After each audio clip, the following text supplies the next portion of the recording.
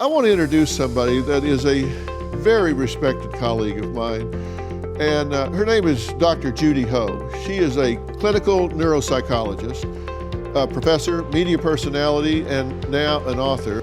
I have two passions myself, psychology and music. And now it's kind of all come together because now I'm living the life of my dreams. Every behavior is preceded by a thought. So if you have a negative thought, you're going to act according to that thought. And sometimes something simple, just an affirmation, can start you on a better path. Well, I think when it is taken to the extreme, they've lost their sense of self. And they look at everybody else to rely on for bolstering their self-esteem, thinking about who they are, having others tell them who they are. So a lot of individuals will have pain in various parts of their body, and again, sometimes it is tied to a medical issue, but a lot of times it's not. Even successful people will trip up from time to time. It's actually biologically rooted because we have two drives, attaining rewards and avoiding threat. You need treatment.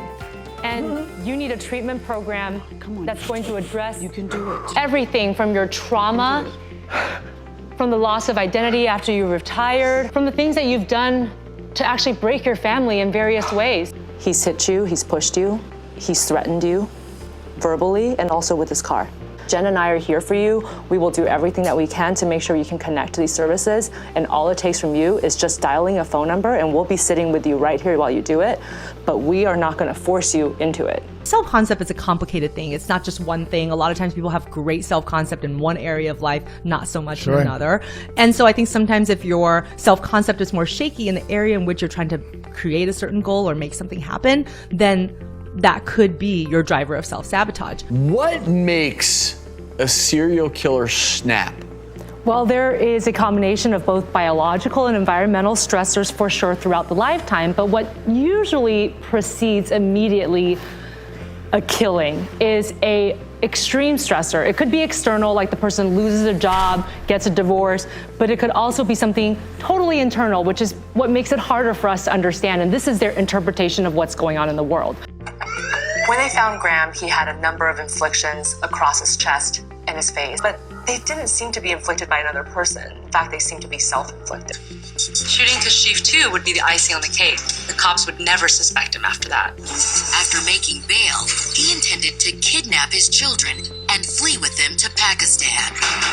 He wanted his kids back, and he wanted his freedom back, and he thought this was the way to do it. Paolo was selling a miracle. People want to believe in a miracle. 1 out of 8 children under the age of 11 have a parent who's suffering from substance abuse. And oftentimes, these children carry with them this feeling of profoundly being different. I feel like everybody thinks that they have ADHD, and I think everybody is on the spectrum at some point, at some time. But if you just have inattentiveness occasionally, but it doesn't actually impair your functioning and you're not that distressed about it, then you're not really going to qualify for that diagnosis of ADHD. Today, what we're gonna do is a technique called systematic desensitization. So what this does is we're going to be having you confront some of your feared objects, and we're gonna unlearn those associations. Values are what you want your life to stand for. They're what you want to be known for. When you die, how do you want to be remembered? And they're not things that you can check off a box, right? But if your goals are guided by your values, then you're gonna have more motivation to go after them and to continue to have that willpower even when things get tough. The new rules of attachment is for anyone who feels like they've struggled with being able to have better and healthier relationships, with setting goals and not being able to meet them, with understanding that there have been some roots perhaps in your childhood of some unhealthy attachments, maybe ways that you relate to people, and even in your goal attainment. There's that really romantic notion of, oh, I found the person who completes me, right? But that's not really the best way to look at relationship building if you want it to be healthy, because you don't always want to be looking to the other person to fix your problem. People don't realize that attachment actually affects you in all areas of life. It's not just your romantic relationships, it's how you go about your work and how you set goals for yourself. And most of all, it has something important to do with how you see yourself.